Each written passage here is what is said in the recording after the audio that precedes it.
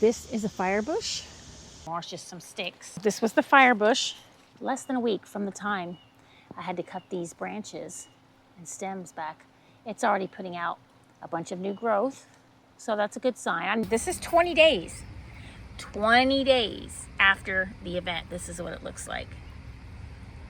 That's an amazing comeback. This is the garden path that received most of the damage all the way around this side and under the palm trees. Plants have just been crushed and shredded or trampled or raked up. I've already got some new plants. I'm just going to plant some annuals along the path here. Hope that kind of fill in and distract from all the height being gone. That red salvia right there, I had several of them down the path. I found the remnants of what I think is one more over there, like this one, but they had trampled it. And it's here. That's it. This is Cassandra, another one of my favorite plants. There was a Cassandra right there with the bright orange flowers. Here's the Cassandra 20 days later. It's doing okay. It actually has a couple blooms. It's got more blooms than all the new ones that I purchased. The new ones that I purchased still don't have any blooms yet. I've already gone and purchased these two. At least I have these and I was able to find these, but it looks like there might be a few plants in there. I may divide that. We'll see. I got 2 pots, but I got them into 4 or 5 plants. There's one there. Then here's another one I planted, so that's 2. And that's 3. One that came out of a pot right here. So I got 4 plants out of the 2 pots that I purchased. This is where all the variegated vinca and oxalis was. They were just intermingled together all throughout this path right here. And this is how they look now.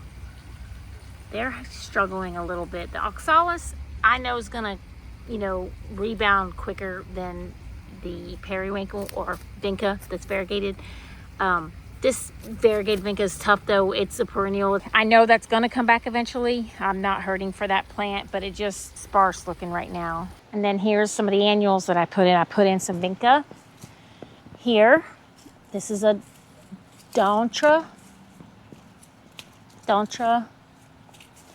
I'll show some of the tags of what that is. And then right here, this is some bulbine from another area in the yard that I transplanted. And I meant to cut them all back, but I must have missed this one. Here's another one that I transplanted over here and cut back. This is a hibiscus. I got 2 hibiscus like that. One of them I must have broke a stem because it's not looking too good. This is the other hibiscus I put in. But this half of it, for some reason, does not look too well. And I don't know if that branch decides broken or what's going on here. I was able to get that branch that was all sad looking to perk up. There was a weird air pocket in the soil. I don't know if it was from whenever I planted or what, but it just wasn't packed in. The soil was not packed in after I planted it, and this branch or this half of the plant was really bad for about a week. I can't believe it survived. But anyway, it's back looking healthy like it should. This is the shrimp plant here. It's starting to fill in, but there's still a bunch of sticks where I had to cut it, but it's still slowly but surely it is filling in. Another thing down here is there was a lot of amaryllis. They're still here somewhere, but I just had to cut them back. Everything's just looking so empty to me compared to what I'm used to. This corner between these 2 palm trees, it looks so naked already that I hauled a bunch of random pots in here to take the scales completely off. It doesn't look good at all, but it was better than like a big empty space. Like maybe I could do like a pot collage here. That's the right scale, maybe.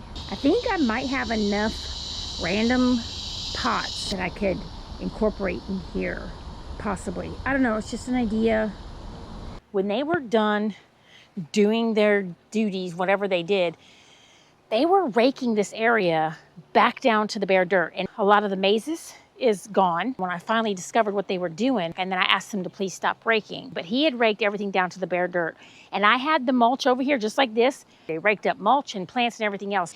And the plants that may have not been trampled, they got raked up when they were doing their cleanups. Next time I'm in this situation, I'm going to ask the person, once they're on the property, what percentage of plants do they expect to be damaged, trampled in any sort of way from whatever job they're going to do. And I'm hoping that number would never be more than 10 to 15%. But my idea with this is wherever they point and say, yeah, this plant is going to get totally crushed, then what I would do before they do anything is just cut it all back, almost level with the ground, because it's better to be just trimmed back deliberately than to be split and cut and shredded and torn by, being trampled. And just cutting them back removes the obstacle for them, but also makes it less likely that they're gonna damage, trample, or shred the stalk or stem of where it's coming from. And I feel like the recovery is a little more promising from that sort of approach than what I'm left to deal with. Okay, so it has been 20 days. This is day 20, but I do want to point out the annuals. I've got some periwinkles, and then I put these little plants right here, these little yellow ones. I've never grown them before. Right next to the yellow plant here on both sides is some more Cassandra. Those are the new ones. They still haven't put out any blooms yet. I'm just patiently waiting. And then some more periwinkles, and then this is hibiscus. There's another one back there. I think it's the Hollywood hibiscus. I'm still working on that corner, so I don't really have anything to show there, but it's a mess right now. I've taken it apart and it's pretty trashed, but it's gonna be different. I'm either gonna love it or I'm gonna hate it, but I'm not gonna know it until I try it, so that's what I'm doing right now. What I decide to do with this corner is going to be phase 2 of the recovery period, and I will do that in a separate video. Well, that's it for today. Thank you so much for watching. Feel free to leave any questions or suggestions in the comment section below, and I hope you'll join me again next time here on Garden Beauty.